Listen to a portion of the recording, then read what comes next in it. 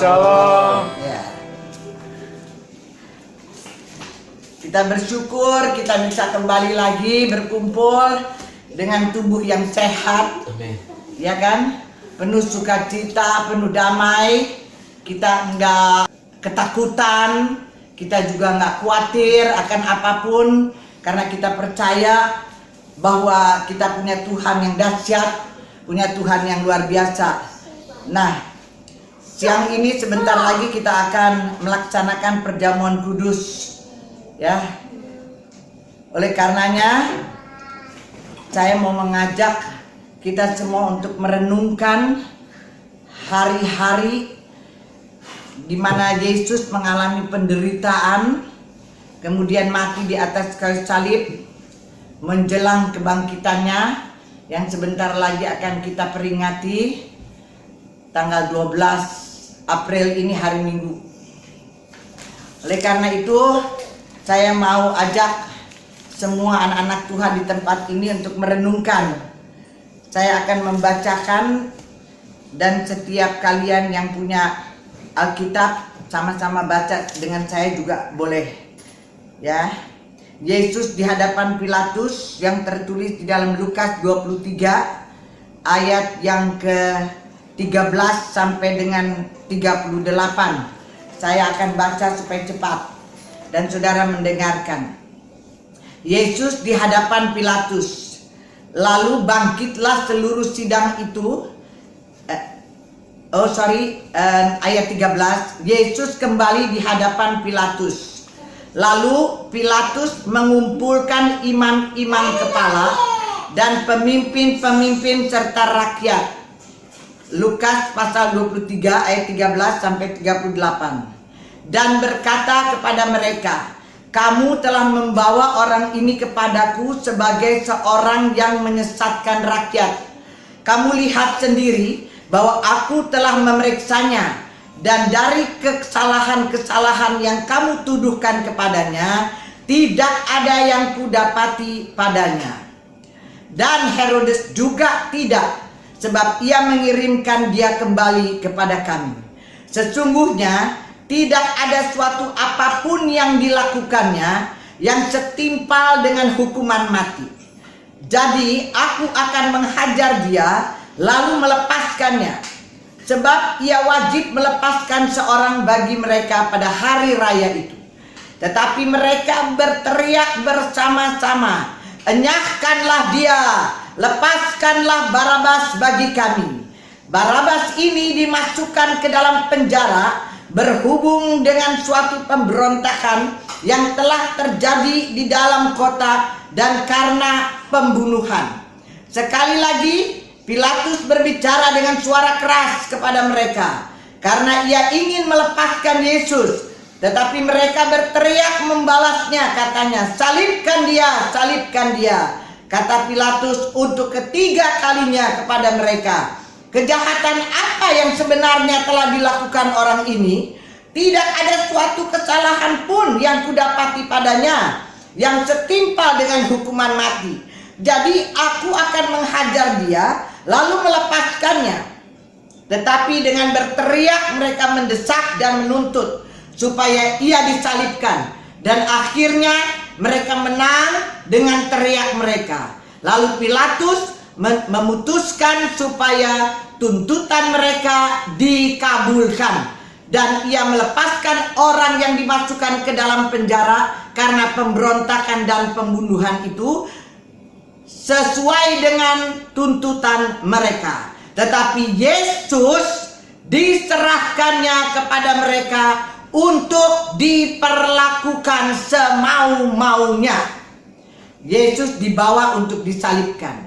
Ketika mereka membawa Yesus, mereka menahan seseorang yang bernama Simon dari Kirene yang baru datang dari luar kota. Lalu diletakkan salib itu di atas bahunya supaya dipikulnya sambil mengikuti Yesus. Sejumlah besar orang mengikuti dia, di antaranya banyak perempuan yang menangisi dan meratapi dia. Yesus berpaling kepada mereka dan berkata, "Hai putri-putri Yerusalem, Janganlah kamu menangisi aku, melainkan tangisilah dirimu sendiri dan anak-anakmu. Sebab lihat, akan tiba masanya orang berkata, berbahagialah perempuan mandul dan yang rahimnya tidak pernah melahirkan, dan yang susunya tidak pernah menyusui. Maka orang akan mulai berkata kepada gunung-gunung, runtuhlah menimpa kami, dan kepada bukit-bukit timbunilah kami. Sebab jikalau orang berbuat demikian dengan kayu hidup, apakah yang akan terjadi dengan kayu kering? Dan ada juga digiring dua orang lain, yaitu dua penjahat, untuk dihukum mati bersama-sama dengan dia. Yesus disalibkan. Ketika mereka sampai di tempat yang bernama Tengkorak, mereka menyalibkan Yesus di situ, dan juga kedua orang penjahat itu, yang seorang di sebelah kanannya dan yang lain di sebelah kirinya. Yesus berkata, "Ya Bapa, ampunilah mereka, sebab mereka tidak tahu apa yang mereka perbuat." Dan mereka membuang undi untuk membagi pakaiannya. Orang banyak berdiri di situ dan melihat semuanya. Pemimpin-pemimpin mengejek dia, katanya, "Orang lain ia selamatkan, biarlah sekarang ia menyelamatkan dirinya sendiri. Jika ia adalah Mesias, orang yang dipilih Allah." Juga prajurit-prajurit mengolok-olokkan dia. Mereka mengunjukkan anggur asam kepadanya dan berkata, "Jika engkau adalah raja orang Yahudi, selamatkanlah dirimu." Ada juga tulisan di atas kepalanya, "Inilah raja orang Yahudi." Seorang dari penjahat yang digantung itu menghujat dia, katanya, "Bukankah engkau adalah Kristus? Selamatkanlah dirimu dan kami." Tetapi yang seorang menegur dia, katanya, "Tidakkah engkau takut juga tidak kepada Allah, sedang engkau menerima hukuman yang sama? Kita memang selayaknya dihukum, sebab kita menerima balasan yang setimpal dengan perbuatan kita. Tetapi orang ini tidak berbuat sesuatu yang salah." Lalu ia berkata, "Yesus, ingatlah akan aku apabila engkau datang sebagai raja." Kata Yesus kepadanya, "Aku berkata kepadamu, sesungguhnya hari ini juga engkau akan ada bersama-sama dengan aku di dalam Firdaus atau Paradaisos." Amin. Saudara yang dikasihi Tuhan, sebentar lagi kita kan Paskah, ya kan? Jadi hari ini Tuhan mau kita fokusnya kepada penderitaan Tuhan sebelum dia disalib dan sebelum dia bangkit, yaitu pada hari Paskah. Tadi kita sudah dengar semuanya, saya percaya semua pasti dengar. Kemudian kita lihat di dalam Lukas 23 tadi ayat 34. Itu dikatakan begini, "Ya Bapa, ampunilah mereka, sebab mereka tidak tahu apa yang mereka perbuat." Ini adalah sabda Tuhan Yesus yang pertama di atas kayu salib. Saya nggak perlu ulang apa yang sudah Tuhan Yesus alami dan yang waktu itu sedang dia alami. Kita semua sudah tahu, ya, bahwa dia dimahkotai duri, bahwa dia dicambuk, bahwa tubuhnya sampai hancur sama sekali. Dan pada saat yang begitu mengerikan dan di dalam kesakitan yang luar biasa itu, dia masih bisa berkata, "Ya Bapa, ampunilah mereka, karena mereka tidak tahu apa yang mereka perbuat." Saudara, saya percaya kita ini pernah mengalami yang namanya sakit, ya kan? Kita semua pernah mengalami yang namanya nyeri, ya kan? Sakit segala macam apapun penyakitnya. Mungkin kita pernah nyeri karena sakit gigi, mungkin kita pernah nyeri karena luka-luka di badan, mungkin kita pernah kesakitan karena jatuh dan menimbulkan luka-luka di badan kita, apa saja, ya kan? Pasti kita pernah mengalami sakit, ya kan? Nyeri. Juga sakit dalam hati batin, juga pernah. ya. Mungkin kita pernah diejek orang, mungkin kita pernah dihina orang, mungkin kita pernah dikecewakan orang, disakitin orang, sampai rasa nyeri dan sakit di dalam hati sini pernah, ya kan? Pernah. Mungkin sadar atau tidak sadar, saudara ingat atau tidak ingat, sudah pasti sudah pernah, ya kan? Mungkin dari orang tua, mungkin dari sanak saudara, mungkin dari orang luar, pokoknya banyak hal yang pernah membuat kita sakit. Nah, dulu kalau orang jahat itu pembunuh, pemberontak, ya, itu disalib. Nah, waktu mereka disalib, udah pasti mereka kesakitan, karena kalau orang dulu disalib tuh pasti dipaku, ya kan, dipaku. Nah, dulu kalau orang disalib itu dikasih obat bius sedikit. Dikasih obat bius supaya apa? Supaya mereka nggak stres, supaya mereka nggak trauma, supaya mereka nggak menjerit, berteriak-teriak karena kesakitan. Jadi dikasih obat bius sedikit. Nah, pada saat itu Yesus pun diberikan sedikit, tapi Yesus menolak. Katakan Yesus menolak. Yesus tidak mau dikasih obat bius tersebut.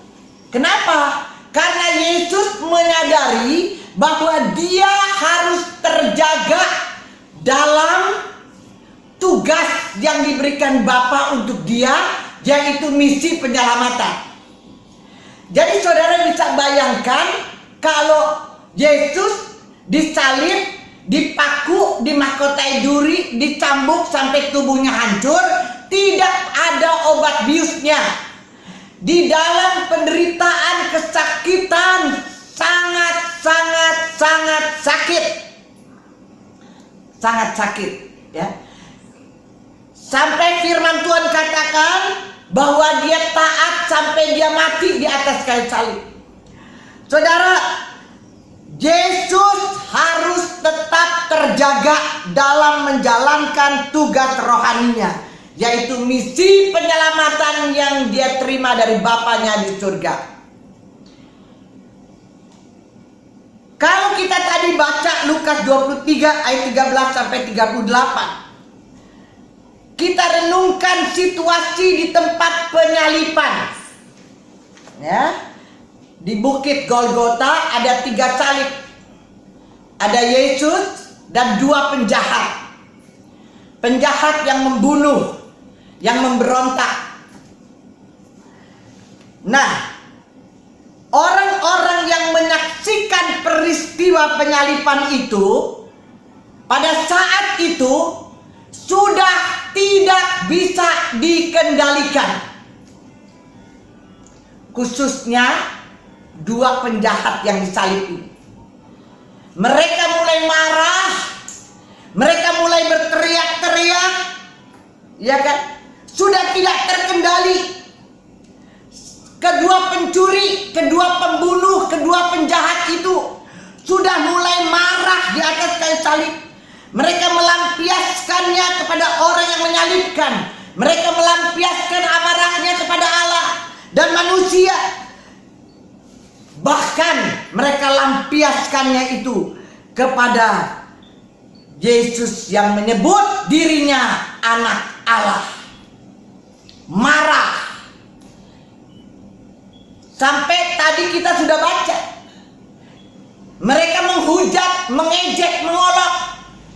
Yesus, kalau engkau Tuhan, kalau engkau juru selamat, selamatin dong dirimu. Dengan kata lain, kenapa kamu mau disalib? Kenapa kamu mau sampai tubuh kamu hancur-hancuran? Selamatin saya dong.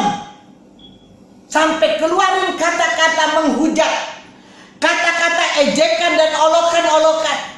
Bahkan sampai Yesus di atas salib yang badannya sudah hancur babak belur, darahnya udah keluar, berlumuran darah, keringat semua, nanah semua jadi satu, masing disiram juga sama anggur asam. Coba saudara bayangin kalau kita kena silet aja sedikit kasih cuka udah teriak-teriak. Ini seluruh badan disiram pakai cuka, pakai asam anggur asam. Kita bisa bayangin betapa sakitnya yang dirasakan oleh tubuhnya Tuhan saat itu. Saudara yang saya kasih Tuhan. Tetapi orang-orang yang ada di sekitar salib itu mulai semakin hari semakin brutal, tidak rasional lagi.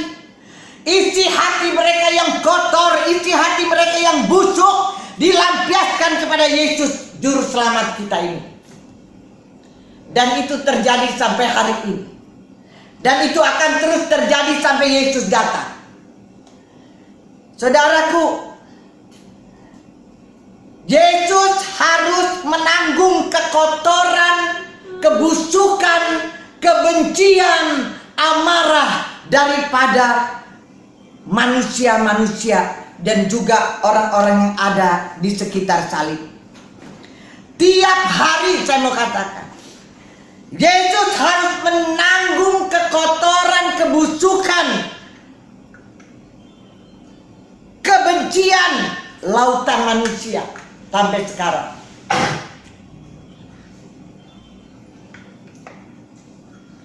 Saudaraku, ini yang saya katakan, renungan sebelum kebangkitan Tuhan 2000 tahun yang lalu. Penderitaan, kesakitan yang dialami oleh Tuhan kita, Juru Selamat kita Yesus, sampai tubuhnya hancur di atas kayu salib, sudah tidak berupa manusia. Mungkin saudara akan berkata begini, tapi dia kan Tuhan. Sekarang saya mau tanya, ketika Yesus di atas kayu salib, dia itu manusia apa dia Tuhan? Dia manusia, sama seperti kita. Oleh karena itu dia merasakan yang namanya kesakitan itu di tubuhnya, karena dia manusia, sama seperti kita. Saudara,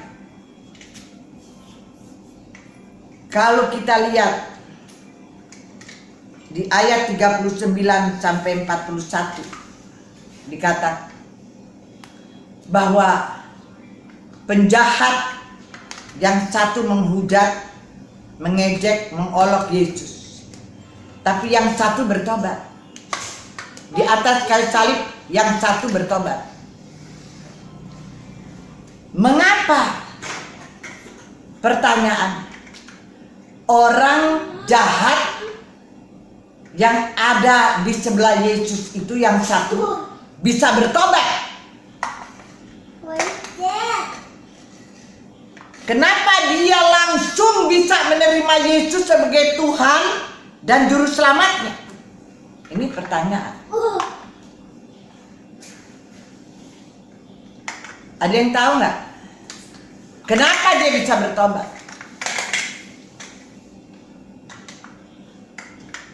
Jawabannya sederhana. Karena dia mendengar apa yang Yesus katakan di dalam kesakitannya. Di dalam kesakitannya, sekali lagi, dia mendengar Yesus berkata, "Ya Bapa, ampunilah mereka karena mereka tidak tahu apa yang mereka perbuat." Ada nggak manusia yang dalam kesakitan bisa mengucapkan kata-kata pengampunan bagi orang yang sudah menyakiti hatinya?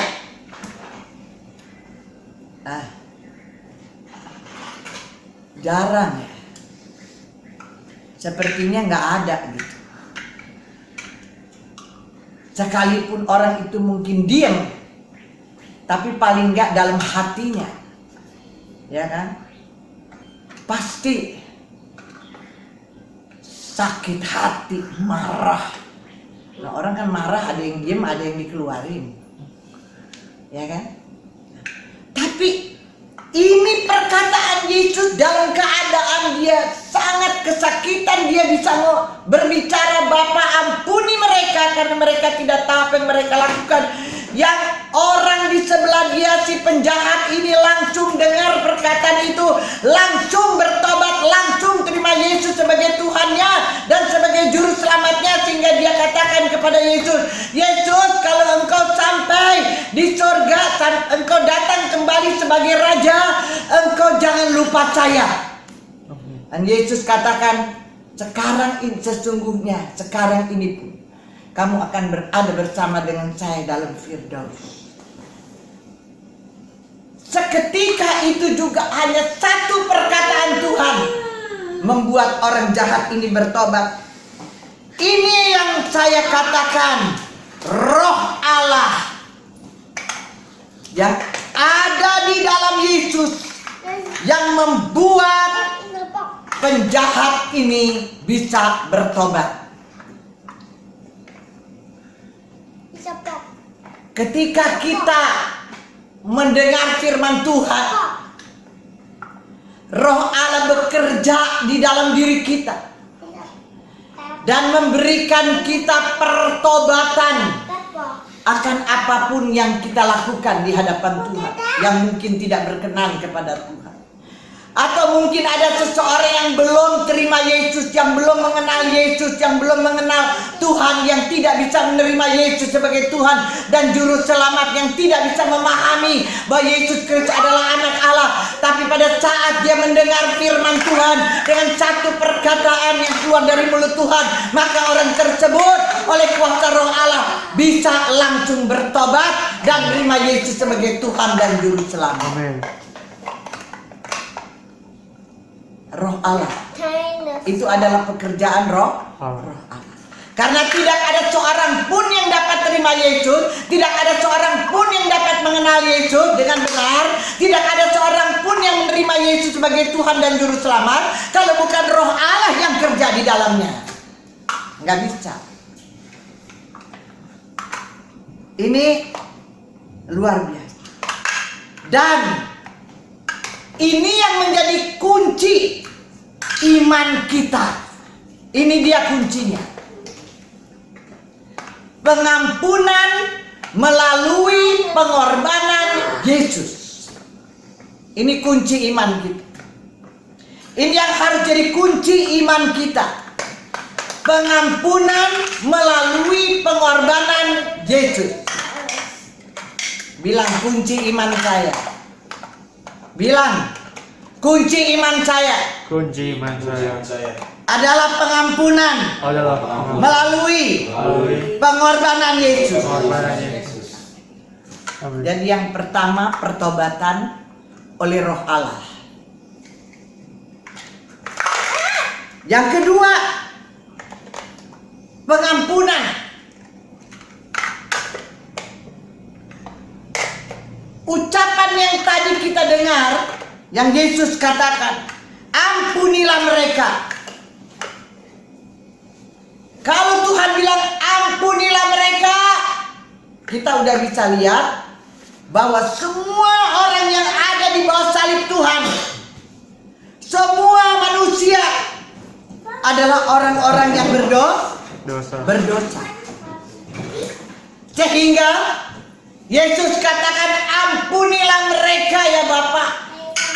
Berarti nggak ada manusia yang tidak berdosa. Akan Tuhan katakan mereka. Berarti semua manusia dan semua orang yang menonton di Bukit Golgota adalah orang-orang yang berdosa, termasuk kita semua. Ingat ya, nggak ada seorang pun yang tidak berdosa. Semua yang di Bukit Golgota, semua yang di bawah salib Tuhan Yesus, semua manusia berdosa. Itu ingat. Kedua, kita harus ingat, Yesus tidak bersalah. Sekali lagi, Yesus tidak bersalah, tidak berdosa. Dia manusia tapi dia tidak berbuat dosa. Tetapi Yesus yang tidak bersalah dan tidak berbuat dosa harus dihukum sampai mati. Benar? Yesus harus dihukum sampai mati. Itu firman.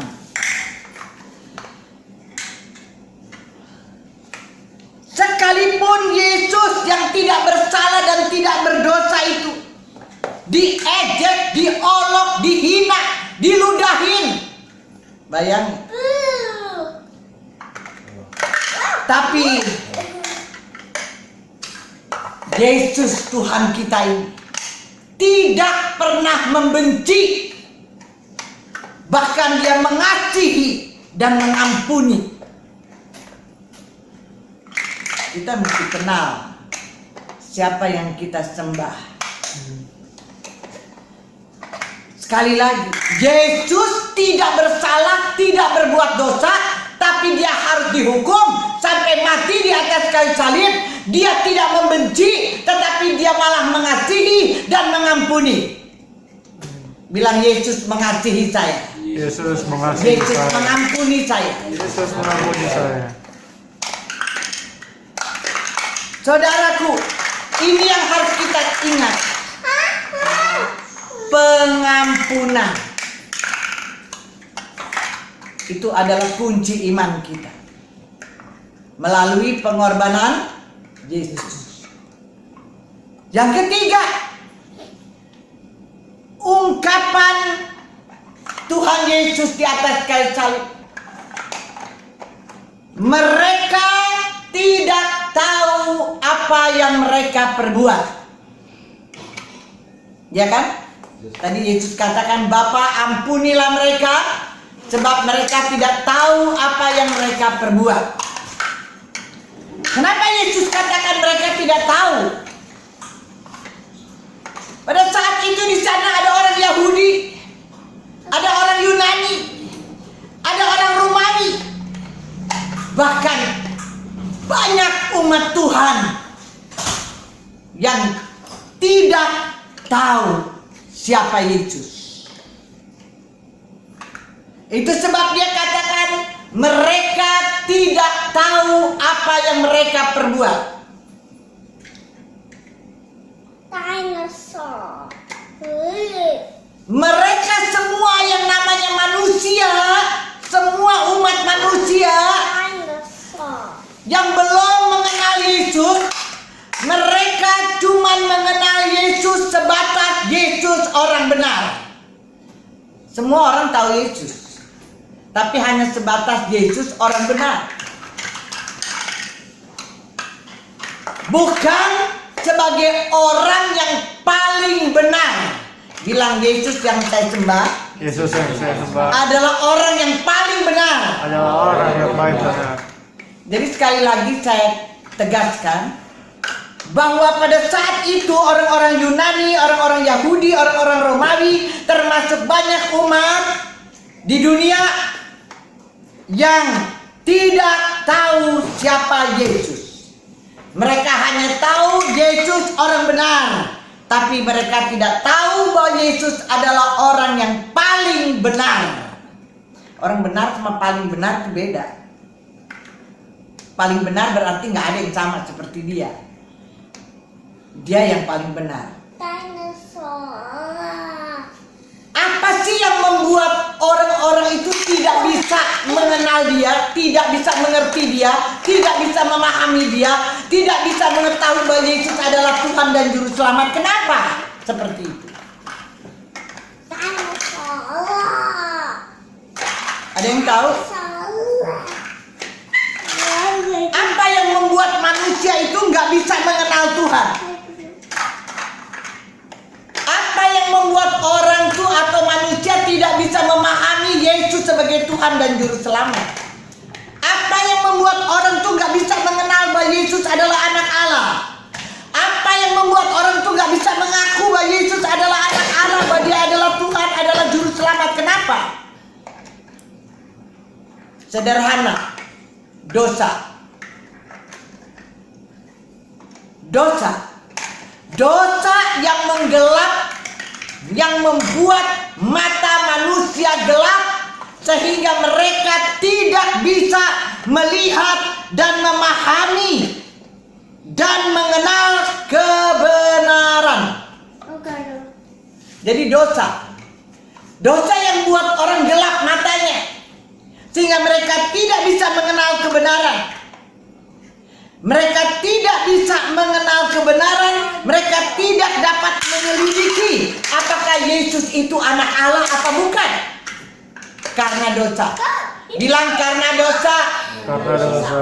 Manusia mata digelapkan sehingga mereka tidak dapat Mereka tidak dapat melihat kebenaran, tidak dapat menyelidiki apakah Yesus benar-benar anak Allah. anak Allah.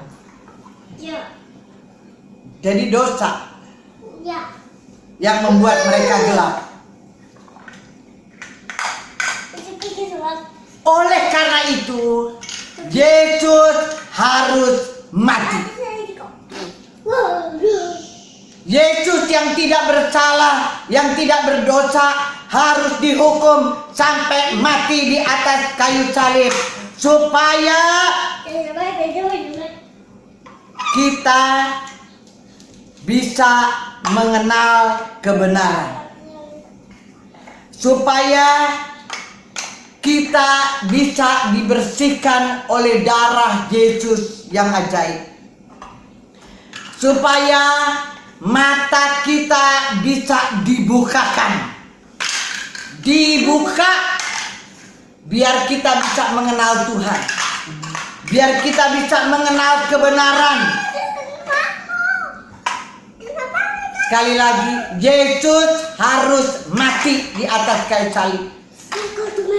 Supaya kita orang yang berdosa boleh menerima pengampunan, bisa mengenal kebenaran, dan hati kita dibersihkan, pikiran kita dibersihkan, seluruh hidup kita dibersihkan, supaya mata kita terbuka, kita bisa melihat, kita bisa mengenal kebenaran, yaitu kebenaran yang memerdekakan hidup kita, kemerdekaan yang sempurna,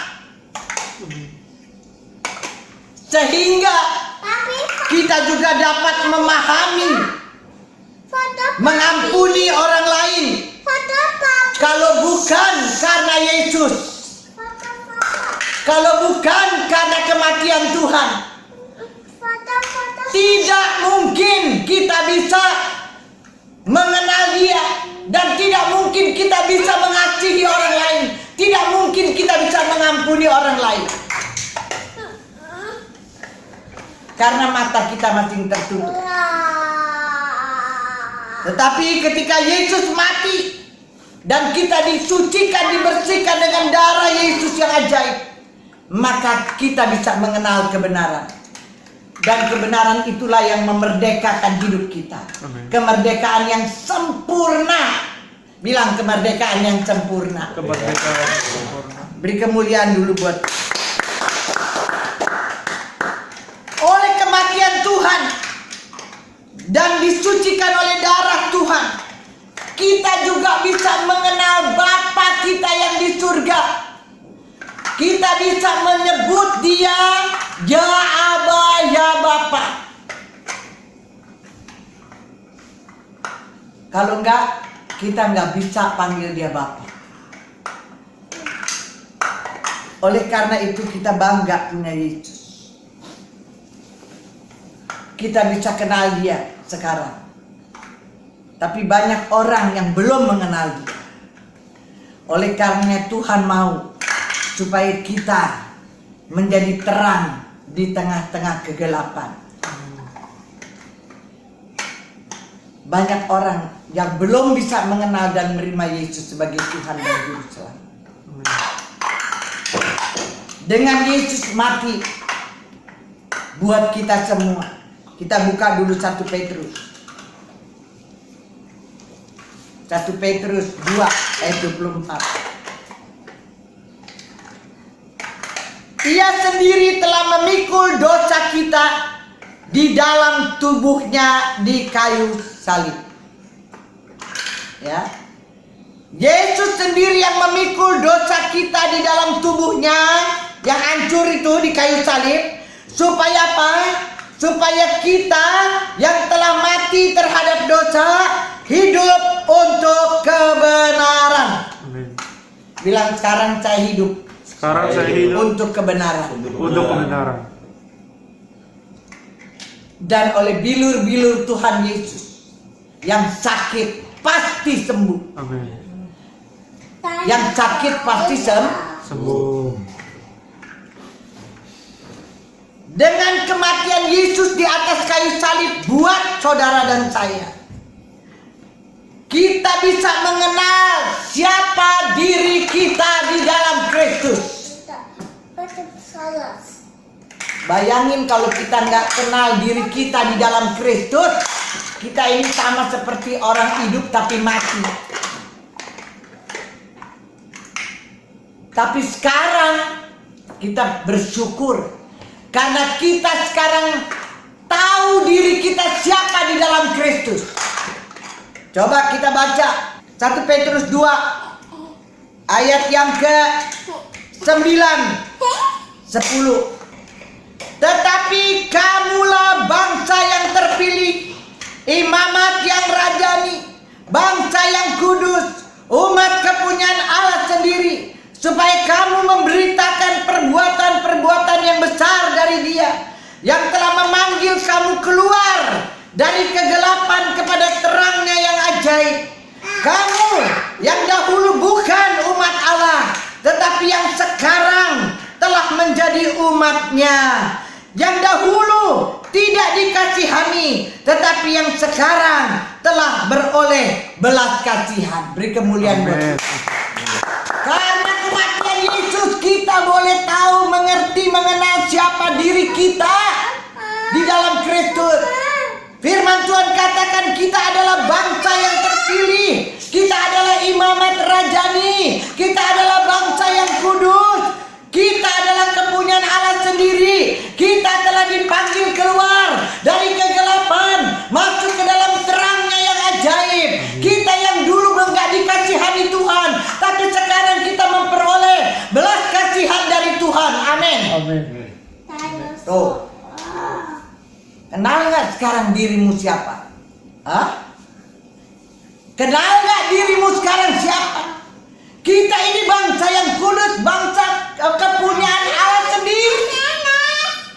Oleh karena kita tahu diri kita siapa di dalam Kristus, perlukah kita masih ketakutan? Perlulah kita masih ragu-ragu? Perlukah kita masih bimbang? Perlu nggak kita terus ragu-ragu, meragukan firman Tuhan, meragukan janji-janji Tuhan? Nggak perlu. Bilang tidak perlu. Tidak perlu. Saya tidak perlu takut. Saya tidak perlu ketakutan. Saya tidak perlu bimbang. Saya tidak perlu khawatir. Saya tidak perlu cemas. Karena saya tahu siapa diri saya di dalam Kristus. Beri kemuliaan bagi Tuhan. Amsal 3, coba lihat apa yang Amsal katakan. Amsal 3 ayat 25 dan 26. Coba lihat Amsal 3 ayat 25-26. Janganlah takut kepada kejutan yang tiba-tiba. Apa yang buat kita terkejut, manusia terkejut? Virus corona buat orang semua terkejut-kejut, terkaget-kaget. Semua lari tunggang langgang ketakutan. Semua pada kebingungan, kecemasan. Padahal firman Tuhan jelas katakan, jangan takut kepada kekejutan yang tiba-tiba atau kepada kebinasaan orang fasik bila itu datang. Gak usah terkejut, gak usah heran kalau banyak orang fasik yang mati binasa. Ayat 26, karena apa? Tuhanlah yang akan menjadi sandaranmu. Karena kita sudah mengenal Yesus sebagai Tuhan kita, anak Allah yang hidup. Yesus adalah Allah yang hidup. Yesus adalah hidup yang kekal. Yesus adalah jalan kebenaran dan hidup. Yesus adalah juru selamat kita. Yesus adalah tabib yang ajaib dalam hidup kita. Dia yang menyembuhkan segala kesakitan kita. Dia katakan jangan takut, karena kita adalah anak-anak Allah. Kita dapat memanggil Dia ya Bapa ya Aba oleh Roh Allah yang ada di dalam kita. Roh yang ada di dalam kita lebih besar dari segala roh apapun yang ada dalam dunia ini. Kita tidak perlu takut akan apapun juga, dan tidak perlu terkejut akan apapun juga, karena Tuhan adalah sandaran kita. Katakan, Tuhan adalah sandaran saya. Tuhan adalah sandaran. Amin. Beri kemuliaan. Jadi jelas. Jangan kita bilang kamu gak usah takut, gak usah takut. Kalau kita nggak kenal siapa diri kita di dalam Tuhan, kalau kita nggak kenal Yesus kita itu siapa, kita nggak kenal Tuhan kita udah siapa, ya nggak heran kalau orang pada jawab begini, kamu enak aja kalau ngomong nggak takut, nggak bingung, takutlah gua. Nah, karena dia nggak kenal. Amin. Amin. Dia nggak kenal Yesus, karena matanya makin gelap oleh dosa. Tapi kita jelas sudah disucikan oleh darah Yesus. Amin. Kita sudah dibersihkan sama sekali. Kita ini adalah umat milik kepunyaan Tuhan, umat kesayangan Tuhan. Kita berharga di mata Tuhan. Bilang saya berharga di mata Tuhan. Saya berharga di mata Tuhan. Tuhan sudah bilang, aku tidak mau dan tidak akan pernah mau melihat orang-orang kudusku melihat kebinasaan. Itu yang saya katakan, bangga punya Yesus yang luar biasa. Kagum punya Yesus. Saudaraku, melalui peran Yesus sebagai anak, kita dapat memandang Allah sebagai Bapa kita, dan kita juga dapat diterima menjadi anak-anak Allah. Amin. Amin. Sekarang kita bisa, oleh karena peran Yesus, oleh karena semua yang Yesus lakukan dan peran Yesus sebagai anak, maka kita sekarang bisa memandang Allah sebagai Bapa kita dan kita sebagai anak-anak Allah. Bilang, saya anak-anak Allah. Saya anak-anak Allah. Tuhan Yesus adalah Bapa saya. Tuhan Yesus adalah Bapa saya. Oh, haleluya. Amin. Jadi saudara yang dikasih Tuhan, sebagai penutup saya mau katakan, jalan menuju salib merupakan puncak ketaatan Yesus sebagai anak Bapa surga. Coba ayat yang terakhir kita lihat, Filipi pasal 2 ayat 8 sampai 11. Dan dalam keadaan sebagai manusia, siapa tuh? Yesus ya. Dan dalam keadaan sebagai manusia, ia telah merendahkan dirinya dan taat sampai mati, bahkan sampai mati di kayu salib. Inilah sebabnya Allah sangat meninggikan dia dan mengaruniakan kepadanya nama di atas segala nama, supaya dalam nama Yesus bertekuk lutut segala yang ada di langit dan yang ada di atas bumi dan yang ada di bawah bumi, dan segala lidah mengaku Yesus Kristus adalah Tuhan, bagi kemuliaan Allah Bapa. Beri kemuliaan. Amin. Yesus.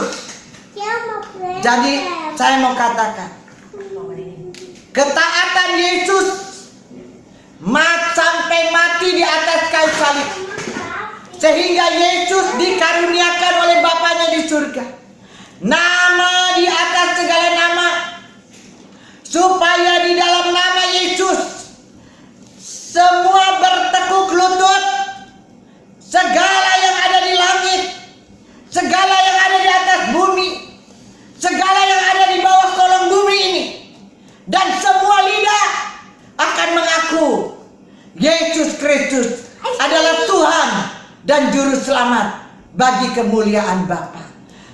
Oleh karena ketaatan Yesus sampai mati di atas kayu salib. Itu sebab saya katakan, jalan menuju salib merupakan puncak ketaatan Yesus sebagai anak Bapa surgawi. Demikian juga jalan menuju salib merupakan puncak ketaatan kita sebagai anak-anak Allah. Bilang sama-sama saya mau taat. Saya mau taat. Seperti Yesus taat sampai mati di atas kayu salib.